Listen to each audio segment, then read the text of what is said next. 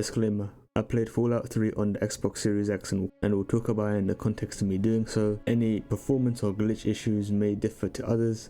I will try and indicate when I talk spoilers, but footage may be considered spoiler heavy. For this review, I've done 2 playthroughs, 1 good playthrough, 1 bad playthrough. The footage that will be in this review is that of the latter. Fallout, a truly iconic and beloved franchise of the gaming industry. With the spark ignited by the Fallout TV show, I was eager to jump back in, more importantly get lost in one of these truly fantastic worlds again. Now, a bit of history of my involvement with the franchise. I haven't played Fallout 1 or 2, so do with that as you will. My first experience with this universe was Fallout 3. Just to be 100% transparent. I've played New Vegas before, but I have not completed it as much as I would have liked to, so in the future that might be something we will need to tackle in a review. And Fallout 4, while I've put admittedly 100 hours, I haven't truly scratched the surface. Something about it just turns me away. This is going to be a pretty long review as the first episode of Twittery Classics. Now, for those who are unaware of Fallout as a franchise, a post-apocalyptic 1950s America-inspired universe, which the world is very similar to our own, apart from some key divergences in our timeline from the Fallout universe's timeline. Its aesthetic could very much be described as retro-futuristic, and as bleak as it may seem, it does have some satirical, dark, humorous tones to it as well. The setting of Fallout 3 and the Fallout universe as a whole is a very grim, or as previously described, bleak, as humanity has been destroyed and the world is in ruins via nuclear annihilation. In America, many who could fled into underground shelters known as vaults to escape the fires of nuclear warfare in the year 2077. Where they would stay for many generations without direct contact to the surface or worse. Unbeknownst to many of these vault dwellers who had sought shelter within these vaults, Vault-Tec, the company behind the creation of them, had a much darker fate in store for many of them, but we may get into that later. For those familiar with the Fallout franchise, of course you already know all this stuff, but it's just to provide some background. Specifically about Fallout 3 now, you're a vault dweller in Vault 101. 200 years has passed since the bombs fell. Getting into story details later, but circumstances force you out into the capital wasteland, the hellscape that was once known as Washington DC. That the best aspect and the reason I love Bethesda games, even their base games, is the worlds that they craft. Fallout 3 has, in my opinion, the best feeling of a decimated wasteland open world RPG Fallouts out of Fallout New Vegas and Fallout 4 and Fallout 76. Despite being made in 2008, there is something about how these assets have been crafted that really sells the whole post-apocalypse in a way that Fallout 4's more cleaner, detailed graphics art style couldn't. And there's also this more noticeable green filter or tint. It is a bit controversial for some people, understandably, and one of the biggest mods actually for Fallout 3 is to remove that green tint. I personally don't mind it, but I understand that as Fallout as a franchise means different things to different people. To me, I like that desolation, broken buildings, mutant infested streets and metros. To a lot of people, Fallout isn't just about the nuclear apocalypse though. It's about rebuilding of society, the cultures that come about in the post-nuclear age, how humanity regresses to baser, darker instincts in the face of devastation, how humanity ultimately endures, constantly is its own worst enemy, etc. My point is that a lot of people find their own understanding and meaning from how they view this great franchise. So while I might not mind, or sometimes I like the green tint to be honest, because it amplifies that ugliness and that depressing nature of the world, I understand that a lot of people don't. That's enough of that. Let's move on to the world. Now, as stated before, primarily takes place in the capital wasteland, which is the remaining ruins of Washington DC. In this era of Bethesda games, I particularly like their approach to world design. There's always that feeling of something always being out there, and I'll get more into this in the exploration section. The feeling of reaching a location, then seeing 2 other points in the map on your compass just show up that really could be anything from a whole new quest line to a simple broadcasting station to a completely ruined city on the horizon. I feel like in Bethesda's Fallout, even over Oblivion, everything's jam-packed together in one smaller space, where Oblivion is a much larger map. There's less impactful, meaningful locations. I've often found myself in this game just running across the entire map by accident and just discovering whole new locations along the way. I want to speak about the different actual settlements around because I really like how unique a lot of them were. being built around an unexploded nuclear bomb in Megaton, to being built on an abandoned aircraft carrier in Rivet City, to a slaver city being built an abandoned shopping center in Paradise Falls. Of course, there were much more simpler locations or settlements like Big Town or RFU, but even the smaller settlements always had something to them. That classic attention to detail that they put in each corner of the world really makes me love this franchise more and more, and you can see this in Fallout 3 front and center. Fallout wouldn't be what it is without the interesting characters you can go out and meet. Through your journey throughout the Capital Wasteland, you'll find characters just trying to get by, to strange but honest and well-meaning, to some pure evil characters who would rather leave the world in a worse state than the wasteland it already is for personal gain. One other thing I want to touch on in this section on the world is the random encounters, a staple feature in many RPGs and especially in Bethesda Game Studios games. Fallout 3 is no different. From wastelanders fighting over water, to random enemy patrols, to quest-specific random encounters which are unique and add more background to what happened after you had a certain effect on a location. Getting into a bit of spoilers now, such as after the Big Town quest, if you chose to help the citizens of Big Town or you leave them to fight and die in the super mutant onslaught, trouble on the home front, depending on which you choose to do, to sabotage the Vault 101 or the secure the future of it. Different random encounters can happen depending on how you chose to solve that situation. Different characters will show up and different situations will happen. Of course, there's just also completely random Easter eggs such as UFOs falling out of the sky. The point is that Fallout 3 has a vast variety of things that can go ahead and happen as you go throughout your exploration in the world. One thing I can say now that I don't like about Fallout 3, that maybe it was just I didn't remember it, but no matter the lore reason or the gameplay reason, I really dislike the overuse of the super mutants as enemies in the game. It's not just that I don't like super mutants, it's just that especially in certain parts, especially the city parts in the Capital Wasteland, it feels like all there is super mutants. Usually in big patrols of like 4 or 5 at a time. I'll go into more detail in this in the enemy variety section, but I honestly think I thought it was an important thing to include in the world section while I'm here.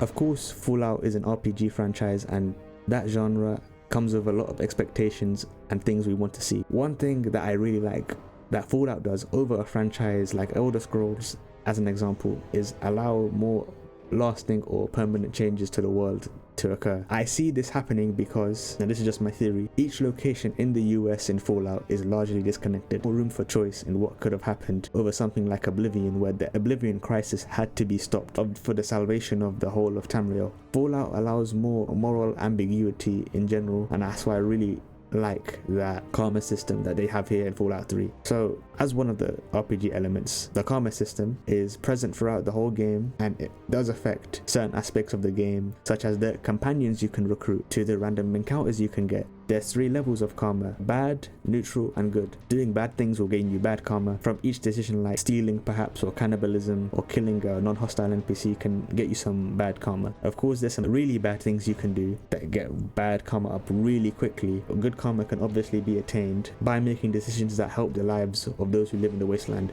It could be something as simple as giving clean water to a beggar, to kill some of the very evil karma characters out there in the wasteland. Karma has an effect on how some see you in the wasteland, such as during my pure evil playthrough in Paradise Falls. Whenever I'd walk through, the slavers would be terrified and maybe even just give me some random item for just existing as this absolute menace in the wasteland. Some perks have a karma requirement, such as impartial mediation, which provides 30 to speech as long as you have neutral karma, which is obviously neither good or particularly bad. While I'd like karma to have more of an effect outside of this, I like it as a good roleplay option. It's a good start to how later other games may iterate on this system and flesh it out some more, but by itself it's fine to be able to roleplay as who you want to be, and it's a good indicator on your effect in the wasteland rather than a tangible gameplay thing that particularly alters your whole playthrough. Now, there's other RPG systems in Fallout 3 as well, of course, such as what you'd expect: stats, from your special stats to your skills to your perks. I'll get into each one of those, but first I do want to focus on the companions for a little bit, because I feel like it's a good middle point between karma and those other elements. There are several companions throughout Fallout 3, 8 to be specific, and most of them have karma requirements as stated earlier. Fawkes, for example, requires good karma. Butch requires neutral. Clover requires bad. In my evil playthrough that you're watching, I used Clover and Dogmeat until Clover died, and then I got Charon and Dogmeat. I do think while having the companions in the game is nice, they aren't implemented as well as they could have been, is implemented later on in other installments in the Fallout franchise, such as Fallout New Vegas and Fallout 4. Companions, I found, rarely actually have things to say. Like you may be familiar with other RPGs, they act more like followers from Oblivion and Skyrim than actual companions that can have an effect on any type of outcome or emotion in the story.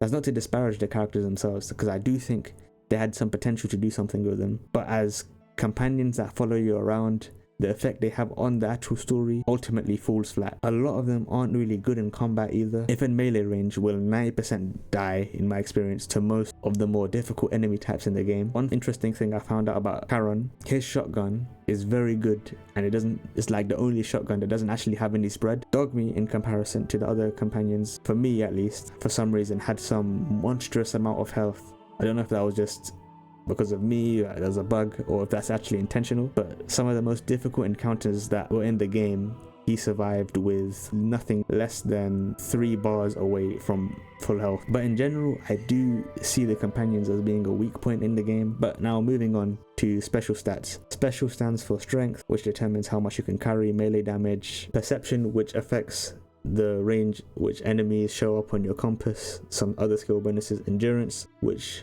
affects your different resistances, your health, and your rate of healing. Charisma largely affects enemy disposition and is related to dialogue and speech. Intelligence affects the amount of skill points you get per level and some other bonus skills. Agility affects your action points, which is related to that. And finally, luck, which is said to have an overarching effect on everything you do, but in a more tangible sense, it increases all your skills and increases your critical chance. Special system is a staple of the Fallout franchise. Even before the IP was acquired by Bethesda. You choose your special stats at the beginning of the game, along with your tag skills. After the opening section, these stats are largely unchangeable at a larger level. You can increase each one of the special stats using a bubble head you can find around the world, which gear or equipment which can influence your special stats positively or negatively. And there's 2 late game perks. If you get the perk, if you have a special stat under 9, it boosts that stat to 9. That's the one you get at level 30. But there's also another one before that at level 20, that if you have a special stat under 5, it boosts it to 5. Now it's arguable the effect that actually has on your gameplay as a whole, because this is basically at the end of the game and you get 9 in all special stats, be that big of a deal, because you had basically, don't get me wrong, it is a big thing, but it's still something that you wouldn't solely be god mode because of it, because you may argue that it negates the choice. I disagree, since you still have to choose these perks, by the way. So some would say that, okay, so this kind of just negates the whole choice of what you put your special stats in. You still have to actually individually choose the perks to get, while there's many other perks before that which you could actually choose. Now moving on to actual skills in the game, there's 13 skills in Fallout 3 you can allocate points to based on your intelligence at each level. Each skill is relatively self-explanatory. Small guns increases your proficiency with pistols, shotguns, assault rifles, etc. Barter improves your prices, or how good you're able to get prices. Speech improves your chances of persuading others. At the beginning of the game, you can choose 3 tag skills, which are basically skills which instantly get a 15-point bonus just from being selected. There is a perk which allows you to get a 4th tag skill if you choose it as well. There are actually a lot of other ways to level up each skill, just like special stats, such as you can find bobbleheads, which each one you find for a specific skill will put 10 points in that skill. There's also skill books which you can find which increase the corresponding skill when they're read. Of course, on top of this, there's temporary skill boosts through chems or equipment. There's also perks to increase specific skills as well. Obviously, this uses one of your perks to do so. In my playthrough, I was basically able to get the majority of my skills to 100, apart from 2 or 3, I believe. Now moving on to perks themselves. Perks are essentially special character modifications that change your stats, things your character is able to do, things that can happen, etc. There's 3 types of perks throughout the entire game. There's normal perks, which you can get just through leveling up. They have level requirements, skill requirements, or special stat requirements. And of course, we've mentioned before, even some have karma requirements. What's different about perks, a majority of them have requirements. There isn't really a type of downside or kiss curse effect aspect to them that some may like in other RPG games. Like the Bloody Mess perk, while it does have the fun exploding animation, it does just give you a flat increase to your damage. Another example is the Life Giver perk, which just gives you 30 HP. Every perk in the game, there's no real downside outside of it not actually activating, like for example solar powered. It is you to be in the sun for the effect to kick in. One could argue, however, that there's a limited amount of perks, so it should be a reward for the player to getting to the next level. It shouldn't come with a curse or like a negative downside to choosing it. So since there's a limited amount of perks you can even get, 20 in the base game, 30 with Broken Steel, it's more about getting a cool bonus than having some character changing effect. Apart from normal perks that you get by leveling up, there's also perks you get for quest rewards. These don't have any sort of requirement other than you completing the associated quests in the way which the perk is the reward, as there can be some that can only be obtained by choosing certain sides in quests. These outside of that aspect act as normal perks, except one could argue that the effect of these is less noticeable or impactful on gameplay than normal perks, which makes sense because any character at any level can get this. When I mean less impactful, I mean the cannibalism perk, which allows the player to do something. Quest perks usually have some stat upgrade or derived stat type values, such as 10% more accuracy in VATS or 5 extra resistance, etc. The last type of perk, which is largely the same as quest perks, are known as special perks, which are obtained through doing special actions. These include things like power armor training, which then allow the player to wear power armor. This requires you to talk to someone at the Brotherhood of Steel, which can teach you about power armor training. I won't waste too much time because they're basically the same as the other two, and there's very few in the game. I think there's 6 if you include the DLC. There's a few more things I could talk about RPG elements, such as the choice and consequence in the game and the different combat aspects, but this section's going on too long already, so I'll save that for the next few sections, which I'll talk about combat. But what I will say before we move on to combat is I do feel about this game being an RPG as a whole is I think it's a decent RPG, but in the aspects of the game such as the side content, the story, the world, the exploration, those are the things that really elevate the experience for me, especially if this was someone's first time experiencing the Fallout franchise like it was for so many people. Now, how impactful are the RPG elements? Because not only do they need to be present, but if they don't actually affect the way you play the game at all or influence the experience just beyond you doing more damage overall, I think Fallout 3's RPG systems are impactful in a lot of ways. I especially liked the way perks and special stats worked, and regardless if the karma system doesn't visually impact the world in the most obvious or most impactful of ways, I did enjoy it as a nice addition for roleplay opportunities to be a good guy or be a villain. A good thing about these systems, that you might have noticed, is that they're intertwined. Sometimes in RPGs, it feels like you have all these systems working in parallel, but they never really meet or have an impact on each other, which this can really negatively impact your experience if you're trying to roleplay in a world. I like that there's certain perks that require you to be a good guy, or there's certain special stats that will require you to have a certain karma level or be proficient in certain skills. That's a nice implementation, I think, of intertwining the elements. Now, moving on to combat. Now, while obviously Fallout 3 is an older game, so here is where it does start to show its age a bit when it comes to the gunplay. Now, what I mean by that is, while the game still does hold up, in its time, the gunplay in Fallout 3 wasn't too great, and shooters in particular have evolved. It's only aged worse and worse. That's not to say that it's unplayable or complete trash or something like that. Something that does alleviate a lot of the jank when it comes to the combat is VATS. For those who are unaware what VATS is, essentially it's a combat mechanic that is unique to Fallout games, and especially in shooters particularly, where essentially the game pauses and slows down, and depending on the game, in Fallout 3 the world is completely paused as the player is allowed to spend the resource known as AP or action points to target different places on an enemy's body, so head, torso, arms, legs, and depending on of course where they shoot, different damage is done. You also have a chance to cripple a certain part of that enemy's body.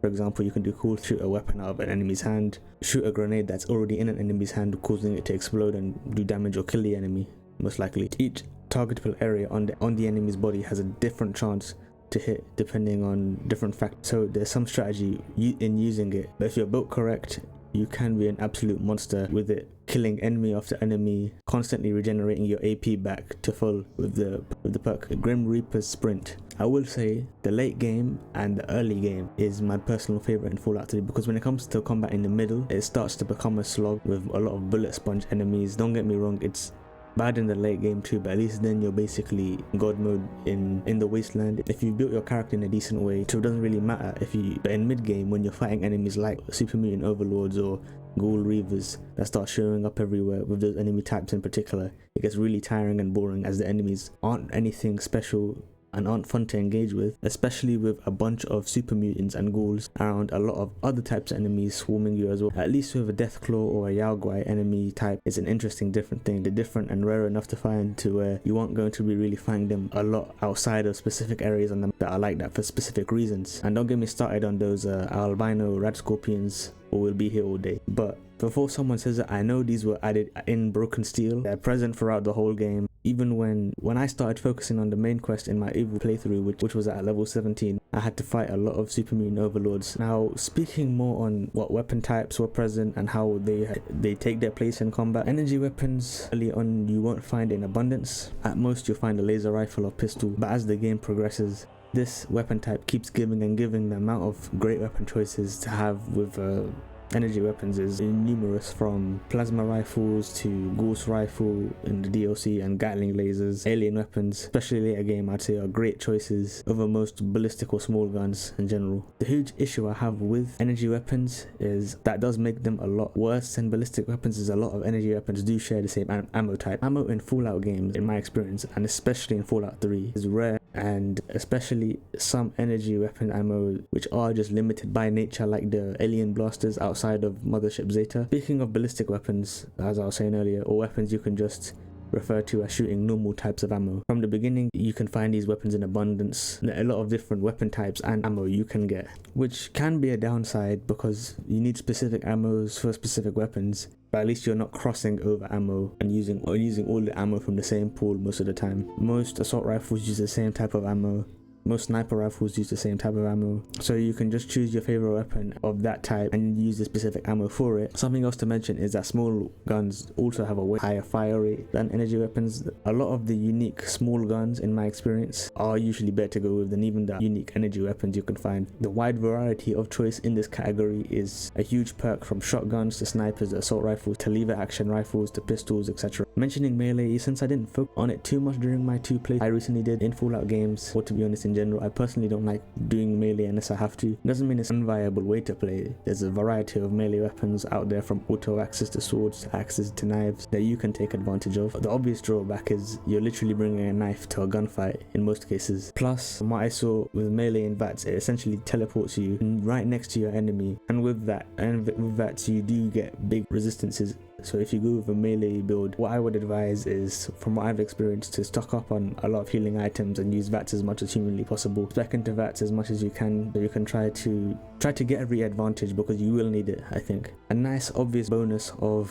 focusing on melee is you won't have to worry about ammo, which can act as a huge cap or ceiling for the player early game in what you can fight, and you really need to think about how you spend it. Melee focused characters really don't need to worry about that outside of repairing your weapons, which is another aspect. I'll get into it later. Explosives is another aspect to combat. Weapons like mines, grenades that can be set or thrown down. And what I liked is that there was different types of explosives for different enemy types or damage types. Frag grenades just do straight blunt damage, and so they might not affect enemies like robots, but pulse grenades and pulse mines shred robot health while not really doing a lot to normal enemies. It gave a reason to have different types of explosives in my inventory, but of course the strongest and ideal one when it comes to explosives, in my opinion, was the plasma grenades, which were rarer to find. So ideally you keep them for special occasions. If I really didn't want to try fighting an enemy, I would just throw one down and then it would usually just shred their health. Unlike regular grenades, plasma grenades can't crit, but they do a lot of damage regardless. Back to repairing your gear in terms of clothing, you can still wear it after it's been broken while you're wearing it, meaning if I had a hat or piece of armor while I was fighting and the durability reaches 0, it wouldn't break off of me. I just have 0 armor for that piece,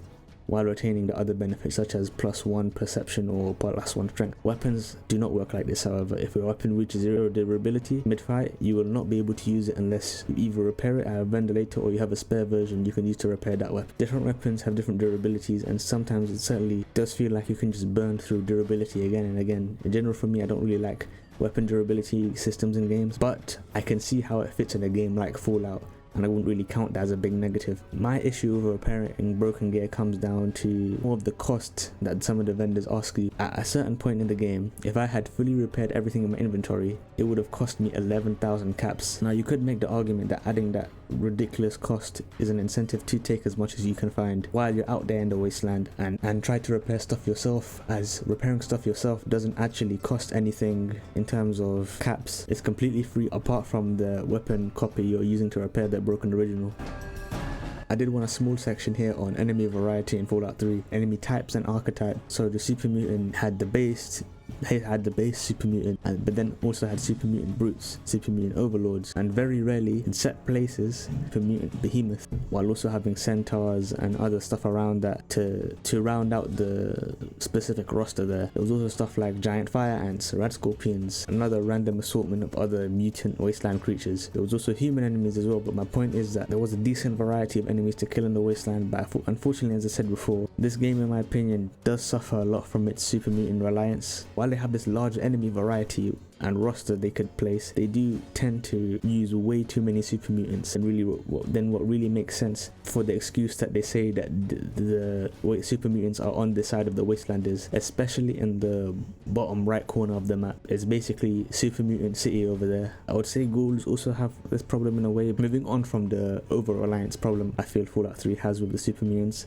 talking more about the enemy designs in general. Regardless if they're staples of the Fallout franchise or not, at this point, Fallout 3 is a good entry point into the franchise, and so what happens is, against other post-apocalyptic games, I love how Fallout does have these unique enemies like Maya lurks or centaurs that lit to the wasteland. There's few things more universally terrifying in this game than wandering around being low level and seeing a deathclaw running at you from a distance. The confusion of me just seeing a robo-brain or a protectron from a distance across the wasteland. Fallout has a very unique style of enemy that is instantly iconic, and also sending a good message to a player who may be new what you should and shouldn't be afraid of entering this world. So to finish up on the enemy variety section, I think Fallout has a great variety of enemies with different modes to approach them, but I think it over relies on ghouls and specifically super mutants too much in certain sections of the map.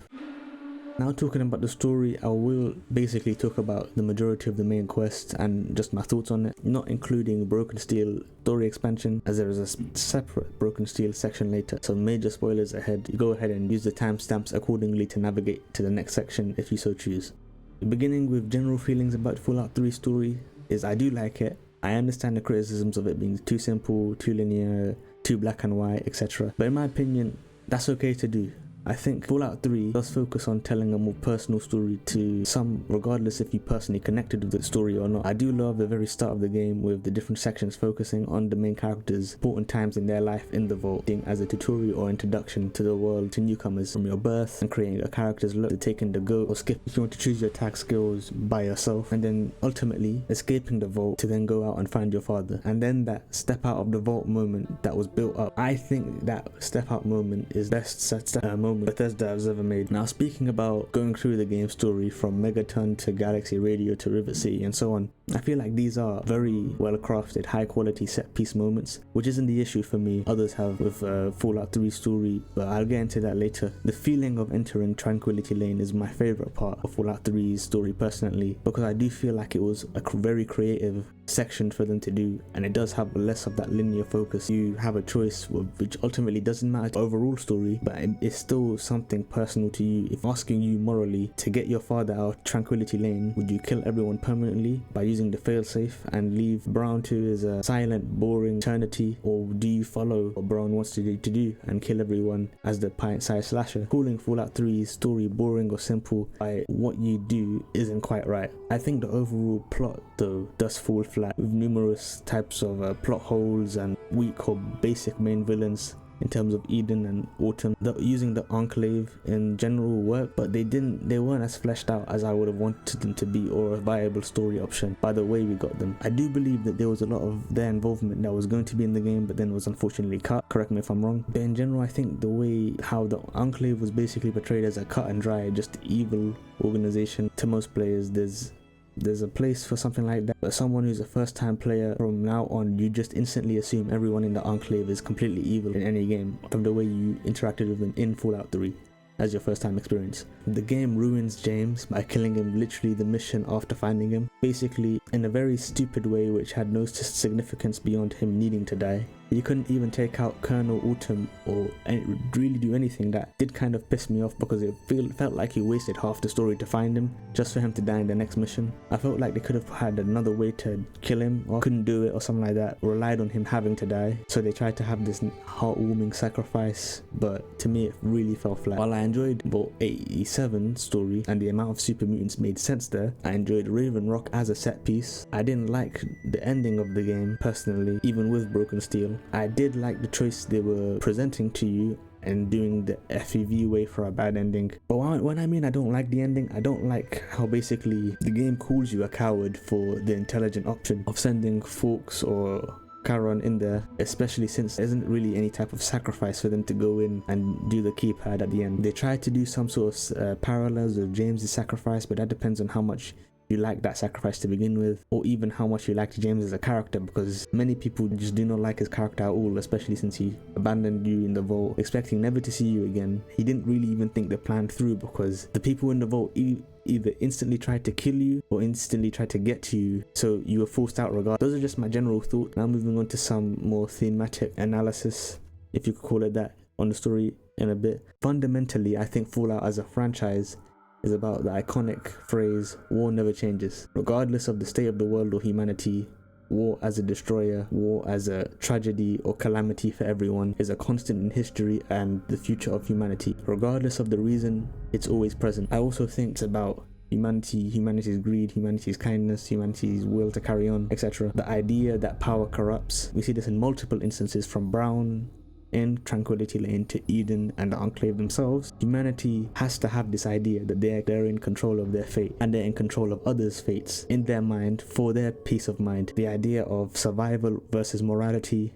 Is it possible to be moral in an ultimately immoral, destroyed, unclaimed world to thrive? Was it better to rip bandage off, kill everyone that's mutated, and leave the people who aren't mutated, like the Vault Dwellers and the Enclave, to claim the rest of the cleansed world, which will ultimately be very difficult to do, but will, in your mind, restore America to its former glory? Regardless if you think Fallout 3 ultimately embodies how you personally feel about Fallout as a franchise and what it embodies, I think it's undeniable that it does that DNA there. That isn't some generic post-apocalyptic world with the Fallout name. There is a distinct feel to Fallout, I think, especially in the stories it tells over just generic or other post-apocalyptic games, and what it says about humanity. That's just my basic thematic analysis. Others may feel different about it. If you feel any different, feel free to leave your comments in the comment section below. Leave some feedback, because I do want to get more into this analysis of stories before I go ahead and do other types of reviews, which may require me to do it more in thorough detail. So I want to start doing it more in my videos, but it takes time to write out and think of analysis and focus on it, when I could just recommend someone else's content who I found which is a much more hardcore fan of the particular franchise and would understand it more.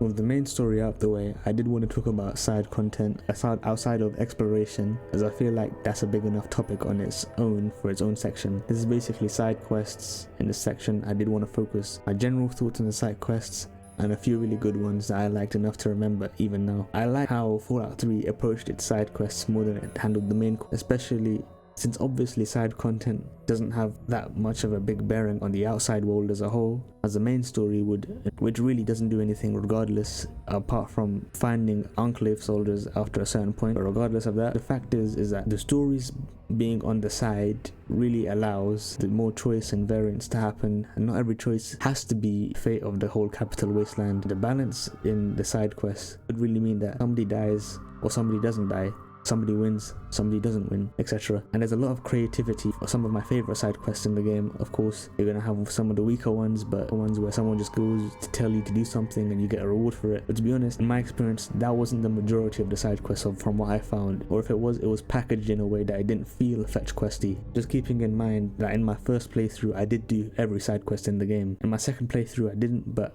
I did do most of them. Keeping in mind that this game doesn't really have as much side quests as a game you'd see today, or even a game like Oblivion. Just to put it in perspective, Oblivion, according to Google, so this could be wrong, has about 223 total quests marked and unmarked. Fallout 3 has 94 total quests, 25 of them being unique to marked side quests that aren't repeatable. But then in that case, a lot of Fallout 3 side quests were good in my opinion and weren't really that fetch quest type. Now to going on to some examples of 4 side quests which I really liked and would recommend to most people who were playing the game. I'll give a quick summary of each quest I recommend and my general opinion of them. First one I'd say here is Super Gambit. The town Canterbury Commons has become a battleground for a superhero and supervillain showdown. When the player first enters the town, they will bear witness to a standoff between the hero, the mechanist, their army of robots, and the villain, the ant agonizer, and her army of ants. The townsfolk are really worried that the battles are heating up and getting more intense, and they're most likely going to start to drive away caravans from passing through, which would be a detriment to them. So it's the player's job to find a way to shut down the showdown from happening again via means they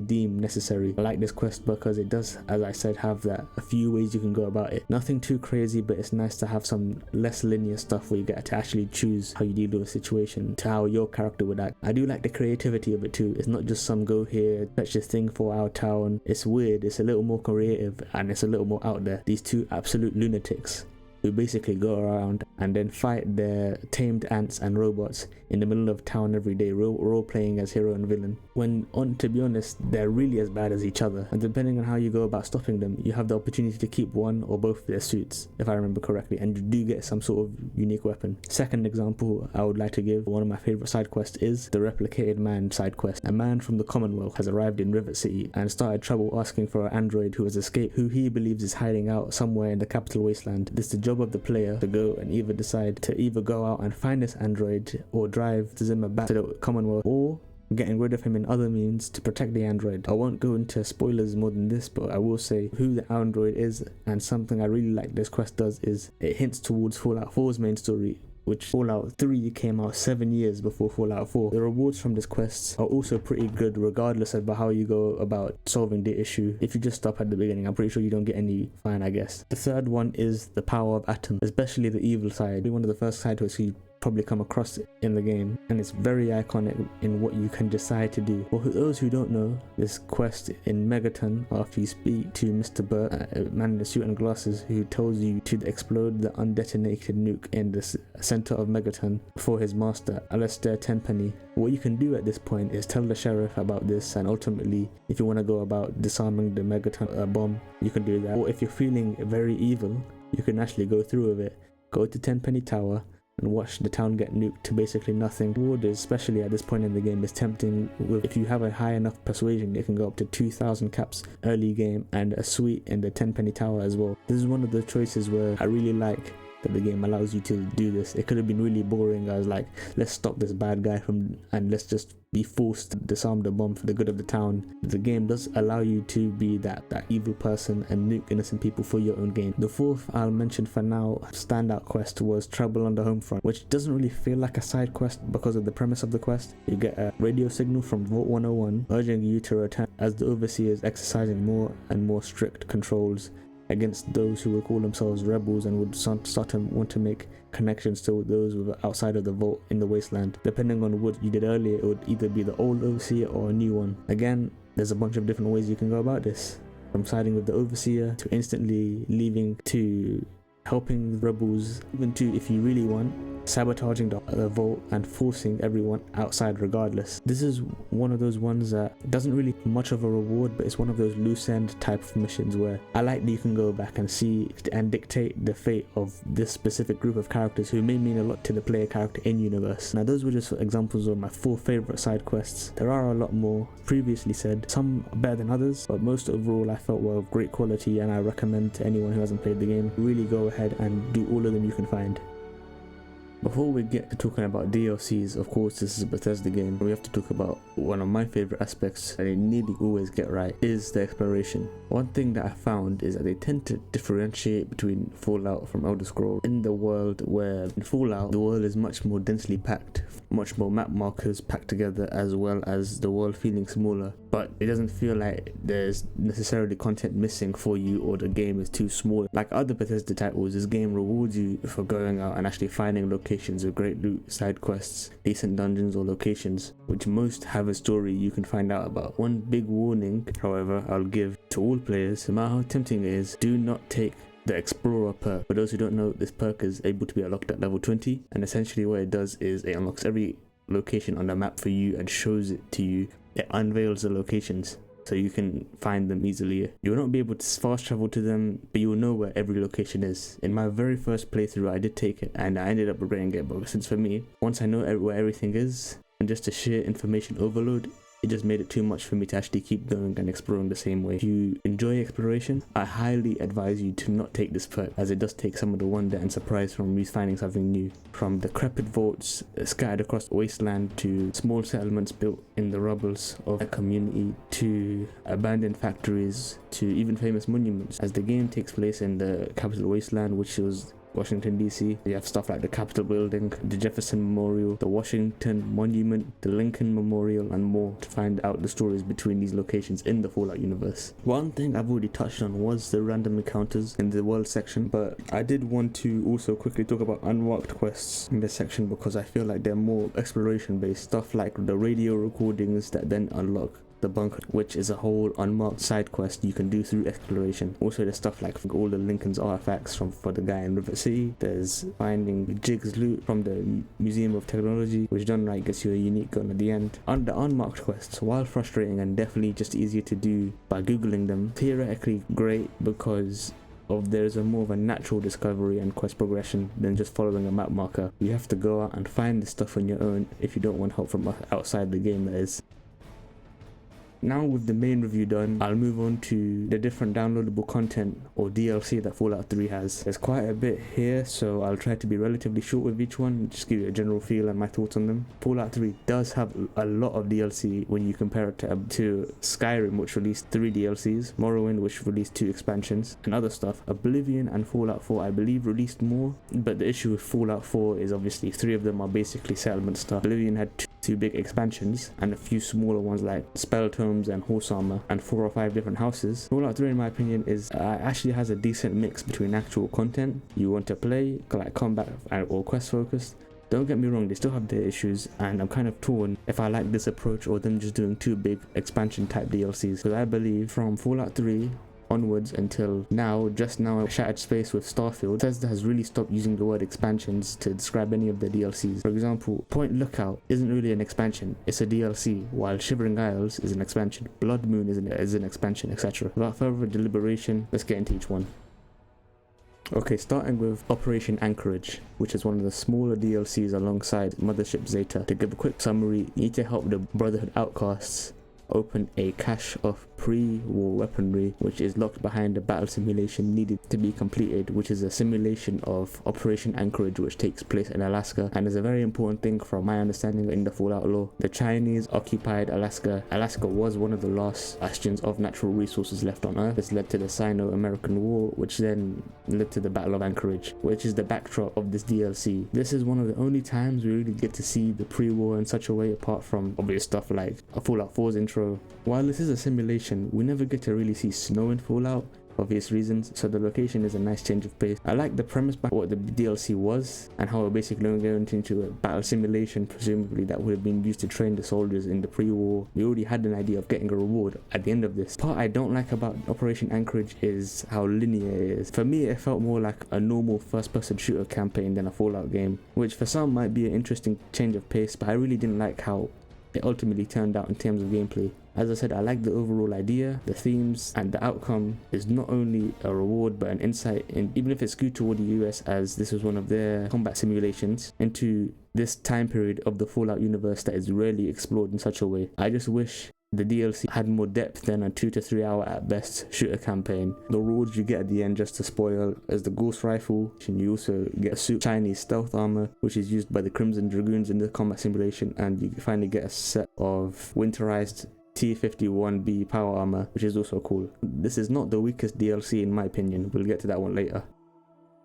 From Operation Anchorage, which was one of my lesser favorite DLCs, to what is my favorite DLC out of the bunch, the Pitt in Fallout 3 is a DLC focused around which used to be Pittsburgh, Pennsylvania. First off, instantly the theme and the vibes of the Pit as an area is nothing like any other DLC in Fallout 3. That green tint we talked about earlier is replaced by this reddish brown grittier tint that sets the tone for this place as a whole. This is a city built off the back of raiders and slavers using slaves to bolster their society now after the Brotherhood of Steel cleansed this place a while ago in an event called The Scourge, leaving an already ruined city in worse ruins than before. You go in the DLC as a slave to free the slaves there already, recruited by a man called Werner. Like other Fallout 3 DLCs, the Pit is shorter, but it is shorter length to have great effect, to really have some great moments such as fighting in the Pit's arena for your freedom, opportunity to talk to the head of the Pit's current operation, a man named Ishmael Asher. It's a very rare occurrence, especially in Fallout 3, is the moral ambiguity of the Pit. This is one of the only situations in the whole game where it's not black and white, good and evil. Once what you learn about what Asher is after, the situation becomes tricky. This child has a very special case to having a natural resistance or immunity to the radiation and the disease which are turning people into drugs, or TDC. What Asher wants is to keep experimenting on his daughter safely, to then try and develop a cure for something to make Pitt better, with a remedy for the constant radiation in the Pit. This is something that can only be done realistically with Asher in charge of the Pit and not the slave rebellion in charge. If you kill Asher and decide to free the slaves, his daughter to Lydia or Werner, you're essentially dooming the Pit to its constant fate without any of the raiders' protections and making it more of a pillaging target for other groups in the future. Asher is currently using the slaves to rebuild the Pit with the future promises of letting them go, but we don't really know how realistic he's being or how truthful he's being. Could be that many die during the enslavement and never get to be free. This is a group of raiders after all, so who can say everyone else's stance on letting everyone go free if they wouldn't take matters into their own hands? Ultimately, there isn't really a good answer here, which, as I've said, is a rare thing for Fallout 3 to do. It really makes you think what you value more, what would ultimately be the right call here. There's several new weapons in the Pit, like the infiltrator rifle, the auto axe, and there's also some new raider themed armors, even a special power armor set you can get here. Overall, this is just my absolute favorite Fallout 3 DLC in terms of tone, story, memorable moments and gameplay moments. In terms of choice, it doesn't get better for me than the Pit. From the peaks of the Pit to the lows of Mothership Zeta, this is my least favorite. While there is some enjoyment to be had in cool moments, I ultimately think this is worse than Operation Anchorage, because Operation Anchorage had an interesting established background under Fallout lore. Don't get me wrong, I know previous Fallout games had references to aliens. There was references to aliens in Fallout 3 as well, but my issue is to make a whole DLC around that and make them a focus, really embedding them deeper into Fallout's lore, as was really the wrong move. Everything I disliked about Operation Anchorage's linearity is here, in terms of it literally being from corridor to corridor, shooting with no exploration. As I've said, Operation Anchorage takes place in a very important moment in the Fallout timeline, which separates it out from Mothership Zeta. Mothership Zeta takes place on a big spaceship. Another thing I really hate is how this really revolves around the same 2 or 3 enemy types. From what I remember, most of them were as bullet spongy as some of the worst enemies in the game. The only redeeming factor was the loot you get is insanely overpowered and is the only way to get alien ammo for the fire lance if you have that weapon. Don't like the direction or the execution of this DLC, and in my opinion was the weakest out of them all. Nothing against people who love this DLC or something.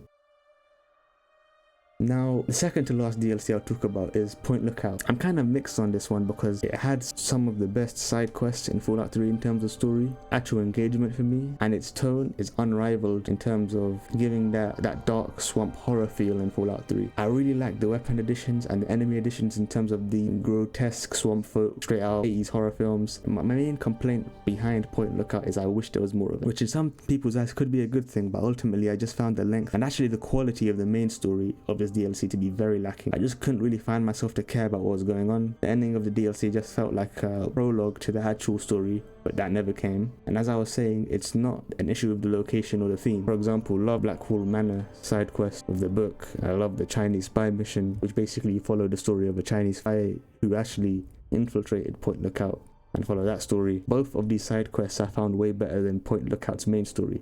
It was more to do with what was chosen as the main focus of the DLC. It just felt all over the place, disjointed, and ultimately I just couldn't get into it. It's just going from the Pit's main story and the way the Pit told its story and the way Point Lookout tells its story. But it's literally just 2 old guys having a bickering match, fooling everyone. One brain and a ghoul who's been enemies for decades. This really didn't engage me on the level that the side content did. I will say that I love the little drug trip you have with the mother of all punga fruits and the messages you get through the bubble heads taunting you. That sort of tone across the whole DLC would have been really good. I will praise Point Lookout for being the only map expanding DLC for Fallout 3. You can argue the Pit does this as well, but I think Point Lookout with its side quests and even unmarked little treat for explorers to find is something to be praised. At the end of the day, it is still my second favorite DLC. Friends, feel absolutely free to disagree and give your own feedback in the comments below. I'd love to hear your opinions on a set of DLC. And of course, last but not least is Broken Steel. Now, while Broken Steel does act as a direct extension to Fallout 3's main story, allowing you to play the game after you finished the main story, in the original ending before Broken Steel released, you were forced to die and basically you couldn't play after that point. Broken Steel expands a bit on, of course, the Brotherhood of Steel, the Enclave, just a bit. But I still feel it doesn't do enough to really give the Enclave any sort of justice. I think the Tesla cannon and seeing Liberty Prime get destroyed is a what the hell moment first time, but ultimately I do actually feel like the Enclave got diminished in my mind as they were demystified as a threat. In the player's mind, you were just chasing down the last remnants without any leader or means to face them. They were basically just became powered armored enemies that have really no purpose. The old only quest was okay, but it wasn't anything special or miraculous. I like the spectacle of the Enclave base and the idea of them having this last stand in the mobile base and then just to get orbital cannon by the Brotherhood of Steel that ultimately saves the day. I just didn't end up liking it at all, other than the spectacles. And to be honest, since this adds those enemies I was talking about, they were really bullet sponges to the enemy lists in Fallout 3, the Super Mutant Overlord, the Feral Ghoul Reaver, and the Albino Rad Scorpion, which in some cases ruined the base game in terms of balance and overall quality. The Broken Steel, don't get me wrong, is cool in terms of actually allowing you to play after the main quest, raising the level cap to 30, even adding some new perks after level 20 as well. The Tesla cannon is a very good addition and I like the Hellfire power armor, but the story edition just kind of exemplifies the issues that Fallout 3 had in its base story to 120%. I like it more than Operation Anchorage, so out of the 5 it would have to be straight in the middle at number 3. Now this has been a pretty long review, so far my longest review, from what I'm seeing in the word count, so I won't really go into pros and cons as I feel like it would be too long for me to go through. I will give you my recommendations on if you should play this game if you haven't already, and then I'll give my score and it will be out of here. So would I recommend you play Fallout 3? Absolutely. Personally, despite all the imperfections, all the minor flaws I focused on in this video, there's still a magic in this game for me and a lot of fun to be had in it. I think it's an amazing game. Some would call it a masterpiece, and that's absolutely fair. I mean, I'm inclined to agree in some ways. Do other games in the series do a better job than Fallout 3 in terms of story aspects, choice and consequence, etc.? Yes, but for me it's the soul of the world and that feel of being in a post-apocalypse, walking through and seeing the shattered buildings. I don't think another open world Fallout does it like Fallout 3. In terms of the actual broken world you need to survive and find your way through. It served as a very good introduction to many into the Fallout universe for the first time, and as an Xbox 360 era Bethesda game, it's one of my favorites that they've made in an unmodded capacity. So yes, any way you can play Fallout 3, whether that be PC modded, Xbox Series X has some good enhancements, make the game run smoother and sharper as you've been seeing. So I'd grab it on either on sale or through Game Pass if you're comfortable playing it in an unmodded way. I'm not sure how it plays on PlayStation. I've heard it's only playable through cloud, but then again, I don't know about that. So PlayStation players out there, leave comments to clarify that. So the final rating, as a reminder, in all my reviews I give differently to how others might. I don't have the belief where you can give a universal score to any game that all games can be rated by. So if I choose to give a score to a game, it's a part of a franchise or series, and the score will be in context of that franchise or series, whether that game really fulfills its ultimate potential. For example's sake, I might give Elden Ring a 9.8, but I might give Dark Souls 2 a 7.1 or something like that. But that doesn't mean I think Dark Souls 2 is a 7 out of 10 in comparison to other games. It's just how I believe it reaches its full potential, which is of course is all subjective and you can agree and disagree, but ultimately it's how I would like to review things in my head. With that disclaimer out of the way, I decided to give Fallout 3 9.3 as it has all its flaws that bump it down from being a complete 10 out of 10 masterpiece, and other games in the Fallout franchise do higher than it in terms of what they managed to accomplish and the stories they tell and how they meet their potential, but we'll get to those games in due time. I just wanted to thank you for watching this whole review. This is the first time of me reviewing a classic game, so I'm a bit nervous in how this turns out. Again, this game means a lot to me, but that's not all the games I review in this classic series of reviews where I review all the games. As someone who never got to experience a lot of them, I felt it was appropriate and nice for me to start off with one that I was familiar with. Please leave your constructive feedback in the comments for me. I really just want to make my content better, and this is just the first step. As I've mentioned, I think this review is at 12,000 words right now. I can't believe how long it's taken to do, but I really just love doing this. I want to keep doing this. I want to keep growing. So if you enjoyed this video, leave a like, subscribe to the channel, share the video out. Again, thank you for watching this video, and I hope to see you in the next video.